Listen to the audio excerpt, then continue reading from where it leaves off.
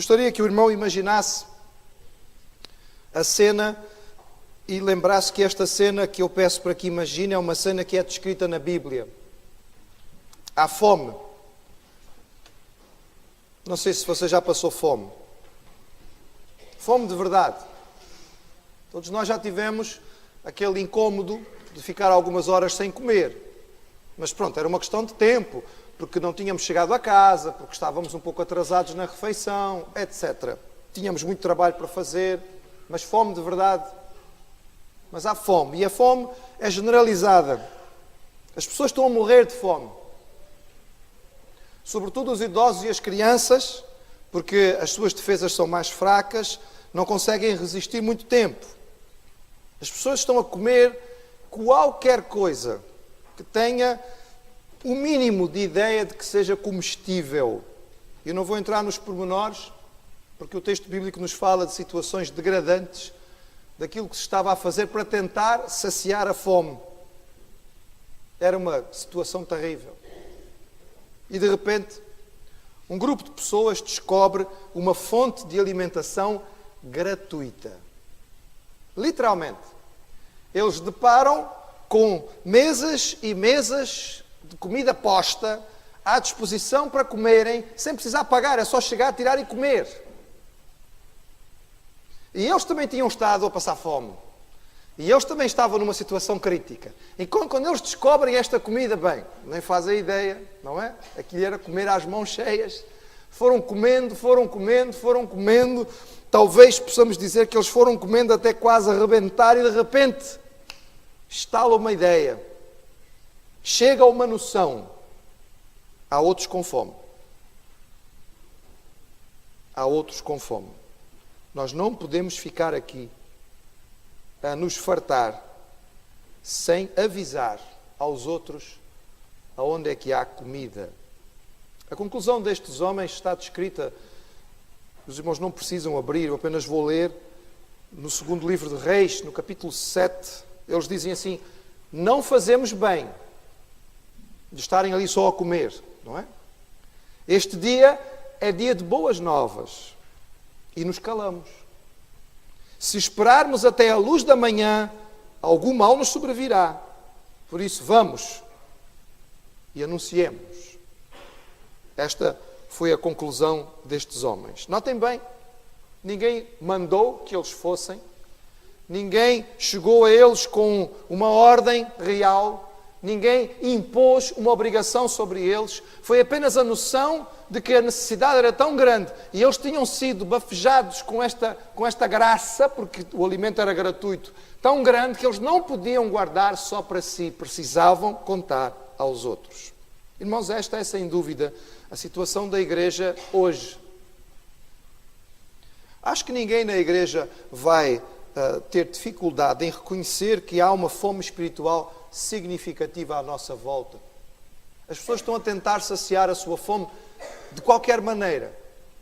Assim como nesta cena de fome que a Bíblia descreve no Antigo Testamento, da cidade de Samaria sitiada, as pessoas hoje têm uma fome espiritual e tentam satisfazê-la de todas as formas, das mais degradantes por vezes, para tentar ter pelo menos uma sensaçãozinha de que estão um pouquinho satisfeitos. Mas essa satisfação dura muito pouco tempo. Também acho que ninguém que é cristão, realmente cristão, de verdade, terá dificuldade em reconhecer que esta fome que está à nossa volta só pode ser saciada em Jesus. Creio que a igreja não vai negar que ela é a depositária do Evangelho de Jesus e que Ele nos deixou esta orientação de que anunciassem este Evangelho a toda a criatura. Então, por que não o fazemos? Porque é que a maioria dos chamados cristãos não sabe o que seja evangelizar? Porque é que a maioria daqueles que se chamam cristãos nunca tiveram a alegria de ganhar uma única pessoa para Jesus? De quem, afinal, é a responsabilidade da evangelização? Por que é que nós não evangelizamos? John Stott, uma das grandes mentes cristãs do século XX, início do século XXI, ele escreveu um livro sobre o assunto e ele colocou 4 possibilidades da resposta a esta questão. Porquê é que nós não evangelizamos? Ele diz, primeiro, ou não evangelizamos, ou porque não temos um bom incentivo, falta-nos motivação para evangelizar, ou porque não sabemos o que dizer, falta conhecimento, falta vivência. Nós até sentimos que devíamos, mas ficamos com medo porque achamos que não vamos saber o que falar. Ou estamos convencidos de que este trabalho não é nosso, ou seja, falta convicção de chamado, a noção de que é comigo também, ou então nós não acreditamos que vamos fazer qualquer bem, porque achamos que, bem, a evangelização no fundo não vai ter resultado nenhum e não vai ter eficácia nenhuma, porque por vezes desconhecemos a fonte do poder para ela. Irmãos, eu concordo plenamente com a análise de John Stott, mas humildemente eu diria que, olhando para a igreja portuguesa, de uma forma geral, para a igreja latina, ou seja, do mundo latino, eu diria que a terceira razão que John Stott apresenta parece ser a mais forte. Nós vivemos, em Portugal, uma realidade profundamente ligada à visão católica de igreja. Não temos como evitar isto. E na visão católica, o clero ocupa uma posição de destaque da qual não se consegue escapar. As pessoas vão ao templo no domingo e depois perguntam, ouve-se uma vizinha a perguntar à outra, quem foi que deu a missa hoje? E depois encontramos 2 pessoas de uma igreja evangélica e uma pergunta à outra, e quem foi que deu o culto hoje? Bem, irmãos, talvez a missa possa ser dada por apenas uma pessoa, mas o culto é prestado pelo corpo de Cristo, que é a igreja. O culto não é dado pelo pastor, ou pelo menos não deveria ser. O culto é dado por todos nós, porque o culto é a nossa adoração, é o nosso momento de reconhecimento da grandeza do nosso Deus, é o nosso momento de devolver a Ele, de alguma maneira, um pouquinho do muito que Ele tem nos dado. Segundo o texto da palavra do Senhor, a responsabilidade da liderança da igreja é muito clara e muito específica. Eu convido os irmãos para abrirem a carta que Paulo escreveu aos Efésios no capítulo 4, no versículo 11. Paulo diz de forma muito clara qual é a responsabilidade dos líderes da igreja. Porque provavelmente a nossa dificuldade em termos de evangelização no mundo latino, pela nossa ligação à Igreja Católica, é esta. Por que não evangelizamos? Porque isso é responsabilidade do pastor. Isso é trabalho do missionário. Isso é trabalho de quem tem formação no seminário. Eles é que são os responsáveis por isso. Logo, se pensamos assim, claro que achamos que isso não é nosso trabalho. Mas quando Paulo escreveu aos Efésios, no capítulo 4 da sua carta, no versículo 11, ele diz assim, e ele, ou seja, o Senhor, designou alguns para apóstolos, outros para profetas, outros para evangelistas, e outros para pastores e mestres, com o fim de preparar os santos para a obra do ministério, para que o corpo de Cristo seja edificado. Os irmãos ouviram o que o texto diz? Com o fim, qual é o objetivo destes 5 que o Senhor de alguma forma coloca na igreja? Apóstolos, profetas, evangelistas, pastores e mestres. Não é para que eles façam todo o ministério, mas para que eles preparem os santos para o ministério. Os santos somos todos. A responsabilidade não é de um ou de outro. Estamos a ver a colocação dada pela palavra inspirada de Deus ao apóstolo. A função dos 5 ministros que o Senhor coloca na igreja não é fazer toda a obra, mas preparar a igreja como um todo para fazer este trabalho, que é o trabalho do ministério. Então nós voltamos à questão: quem deve evangelizar? Quem é que leva a boa nova? Quem tem feito o trabalho de levar a boa nova? Bem, irmãos, a boa nova foi anunciada desde o princípio e ela começou por ser anunciada pelo próprio Deus. A Bíblia nos diz que Deus não ficou à espera, não é? Não foi algo que simplesmente deixou-se correr, ele não foi apanhado de surpresa, mas logo lá no jardim, a partir do primeiro pecado, Deus já anunciou a Adão e a Eva que viria o Salvador. Ele já anunciou naquele momento que haveria uma salvação. Ele já deixou o homem, apesar da má nova, que era o pecado, e da sua consequência, que era a morte, Deus já avisou que haveria alguém que nos traria a salvação. Ao longo da história bíblica, os anjos de Deus foram usados muitas vezes para anunciar a boa nova. Logo vamos estar a celebrar novamente o Natal, e cada vez que celebramos o Natal, lembramos que os anjos vieram e cantaram aos pastores e disseram: eis que vos trago nova, de grande alegria, que será para todo o povo. Os anjos eram anjos evangelistas. Os irmãos acham que aqueles anjos eram cantores, mas eles eram essencialmente anjos evangelistas. O próprio Filho, o Senhor Jesus, veio como um evangelista. Ele deu amplo tempo do seu ministério para dizer às pessoas: é chegado o reino de Deus. É chegada a presença do Senhor. É chegada a salvação.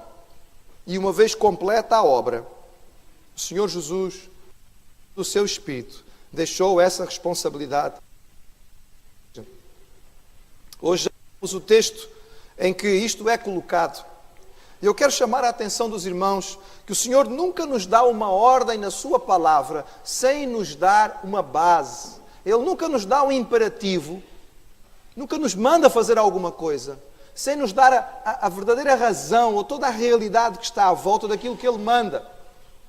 Quando eu era mais novo, eu era miúdo, como muitos já experimentaram aqui, não sei se todos, mas havia momentos em que os nossos pais nos mandavam fazer algumas coisas que nós não queríamos.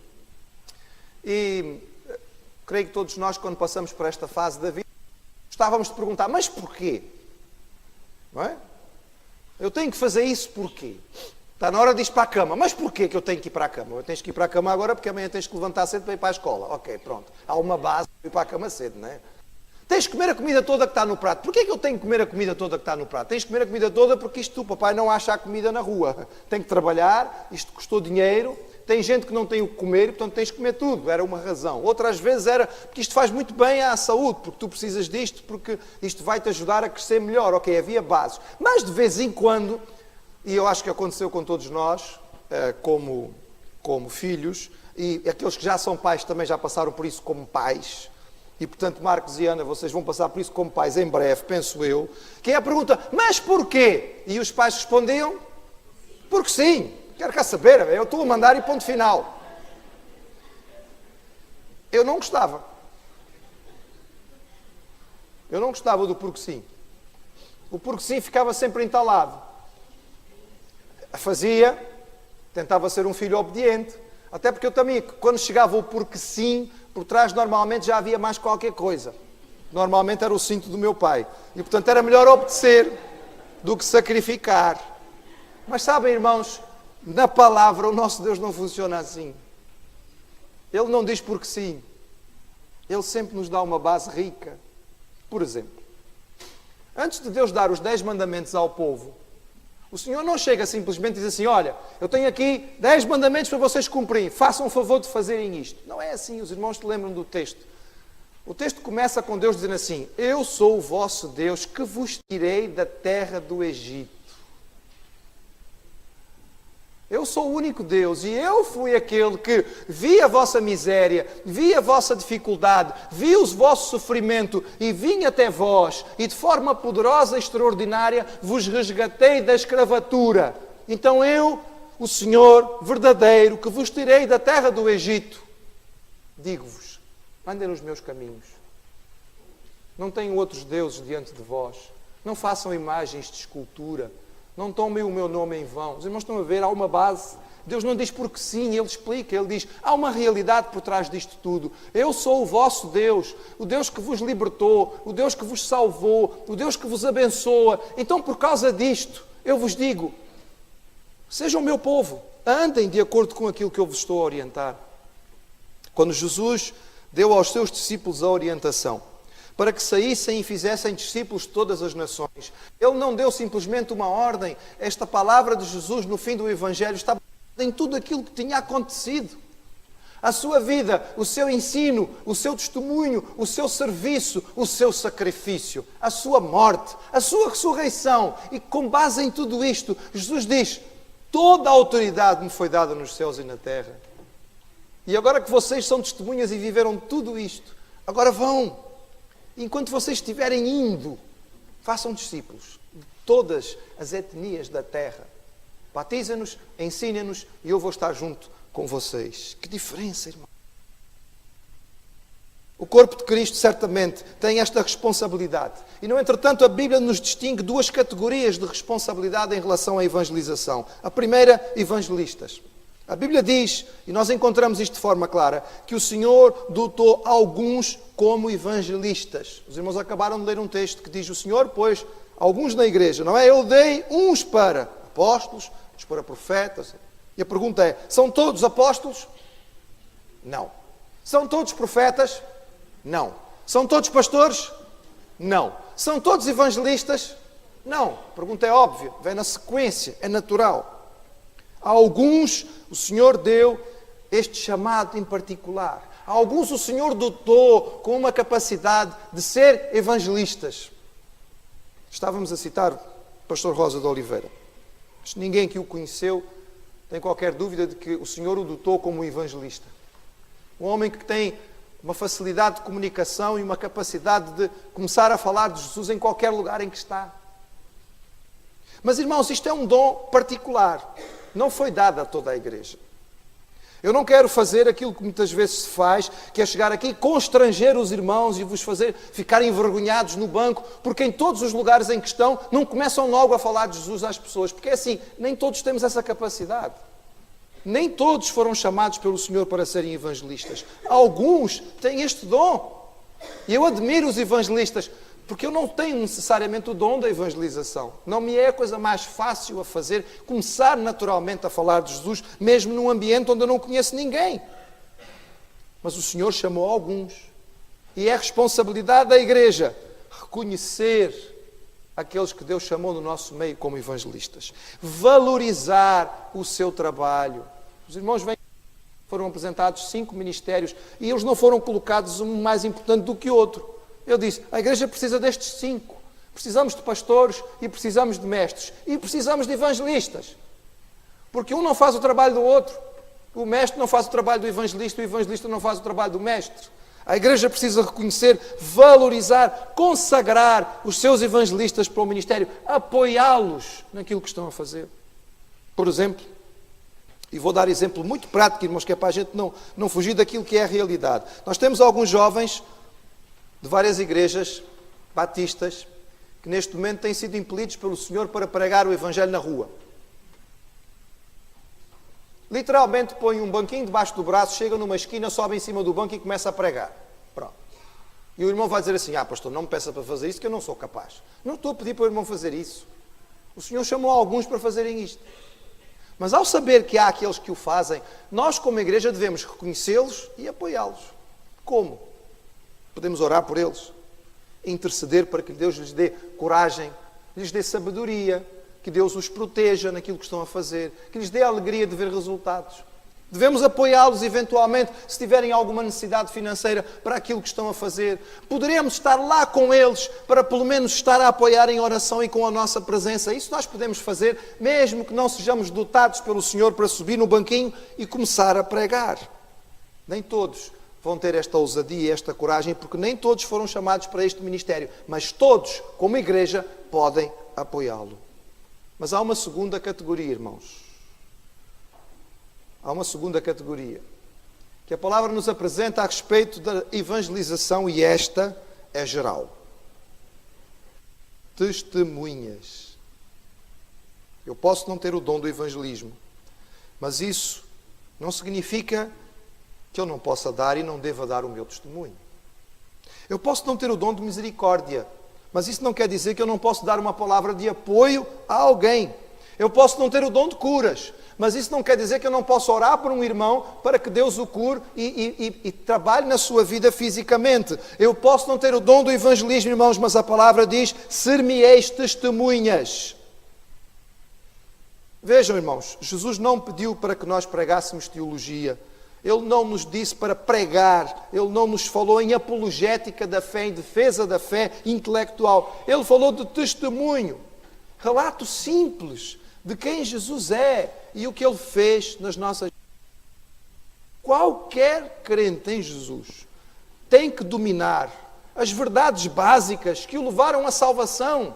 Como é que você descobriu Jesus? Como é que ouviu a respeito dele? O que é que tocou o seu coração para perceber que Jesus realmente era aquilo que você precisava? Como foi que você teve esta experiência com Ele? O que é que mudou na sua vida? Isso não é teologia, isso é a sua experiência pessoal. Este é o seu testemunho. Isto é aquilo que você naturalmente pode fazer em qualquer local. E eu diria aos irmãos que no que diz respeito ao testemunho, nós teríamos possibilidades. Nós ouvimos constantemente e nós estamos dispostos a dar testemunho constantemente de uma porção de coisas. Por exemplo, já muitos irmãos aqui na igreja me testemunharam sobre medicamentos. Pastor, eu fiz este medicamento, foi muito bom, talvez seja bom para alguém lá na igreja. Pastor, fui a tal local, fiz a ginástica tal e aquilo foi muito bom para a minha vida. Olha, estou a fazer a dieta tal, esta dieta é excelente, talvez seja bom o pastor fazer também. Devia achar que o pastor estava gordo, não é? Mas veio trazer uma dieta para o pastor. Testemunha. Veio falar de alguma coisa que conhecia, tinha experimentado, tinha sido bom para si e queria que os outros soubessem. Há testemunho que é reativo. Paulo dizia, aliás, Pedro dizia, estejam sempre preparados para responder a qualquer que lhes pedir a razão da esperança que há em vós. Sempre preparados. Este é aquele testemunho, irmãos, que acaba por ser uma resposta. É aquele testemunho que surge nas ocasiões em que as pessoas perguntam sobre a nossa fé. As pessoas querem saber quem nós somos. Querem perguntar a que igreja que nós participamos. É claro, se nós não somos agentes secretos. Porque há crentes que são agentes secretos. Ninguém descobre que ele é crente, não é? É uma surpresa quando alguém descobre que aquela pessoa afinal era um cristão. Quando nós não somos agentes secretos, as pessoas descobrem. Eu pedi muito a Deus, irmãos, na faculdade, quando cheguei para começar o ano letivo, o primeiro ano era tão complicado, tão diferente. Eu tinha sido criado numa terra pequenina, tinha vindo dos Açores, não conhecia... Lisboa para mim era assustador. E eu pedi a Deus, de forma específica, Senhor, permite-me que eu consiga dar testemunho de quem eu sou logo no início. Não me deixes passar muito tempo, eu quero que as pessoas saibam logo. Mas eu era muito introvertido, irmãos, muito envergonhado.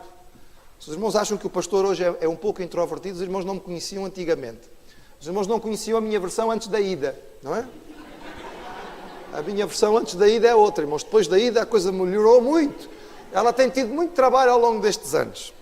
Mas eu pedi, irmãos, eu orei. E no meu primeiro dia de aulas, diante daqueles 60 alunos do anfiteatro, o professor escolheu 3 para perguntar porque é que eles queriam ser médicos. Está aqui para ser médico porquê?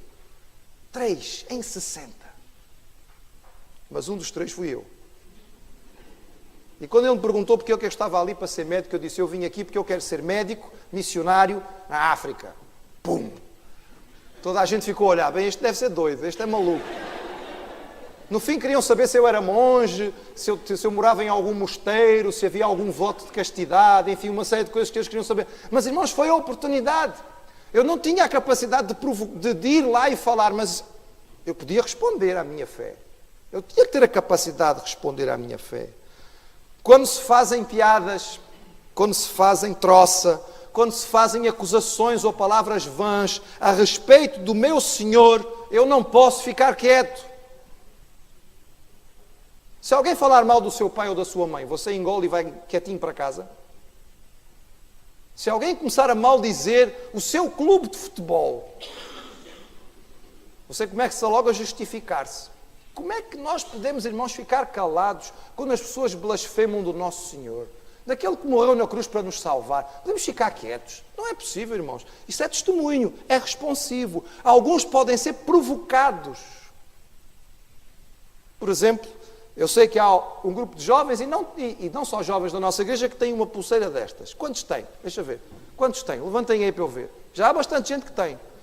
Quem não sabe o que é, depois pergunto, não é? Isto é a pulseira dos 4 pontos, irmãos. São os 4 pontos do Evangelho. É muito simples.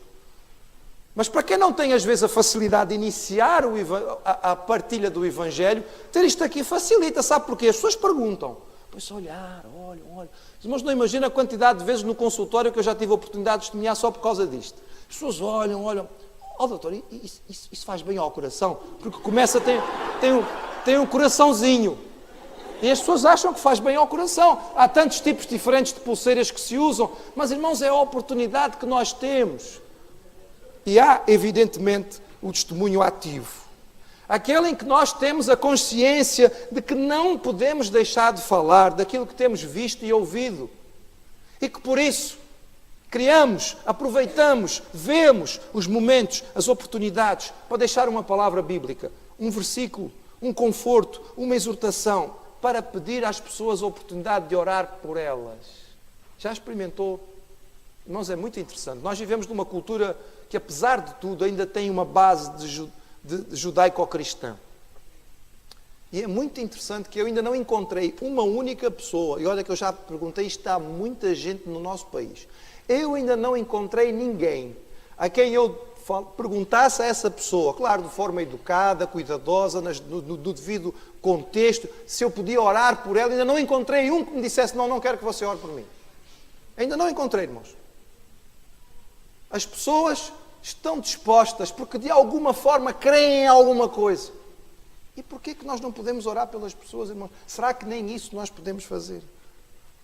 Citando novamente John Stott, ele disse que a missão da igreja não pode significar menos do que toda a igreja, todo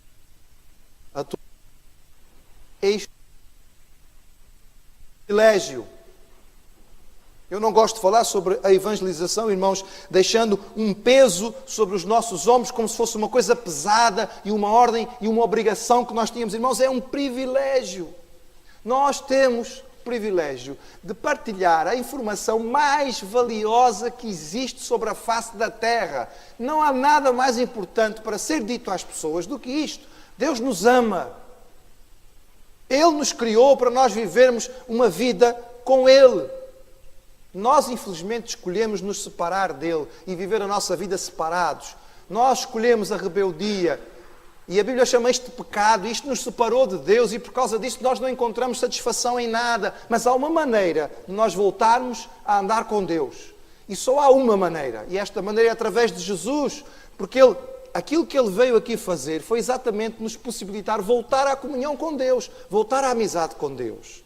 E quando Ele morreu na cruz, Ele não estava a sofrer à toa. Ele estava a morrer pelos meus pecados. Ele estava a sofrer por causa daquilo que eu fiz de errado e que me separou de Deus. E quando eu creio nisto, me arrependo daquilo que eu tenho de mal na minha vida, e eu peço perdão a Deus, a Bíblia diz que Deus me perdoa e que eu posso voltar à amizade com Deus. Irmãos, é uma mensagem tão simples e ao mesmo tempo tão extraordinária. Qualquer criança pode entendê-la. Qualquer adulto pode desfrutar. E todos nós certamente temos o privilégio e a alegria de poder partilhar. Lembremos, você teria dificuldade em correr à casa do seu vizinho? Olhe, estava a ver o resultado da loteria. Você ganhou na loteria. Teria dificuldade em ir correr para dizer ao seu vizinho isto? Ninguém vai ter dificuldade em dizer ao outro, você ganhou um grande prémio. Imagine que o seu vizinho tem uma doença terminal.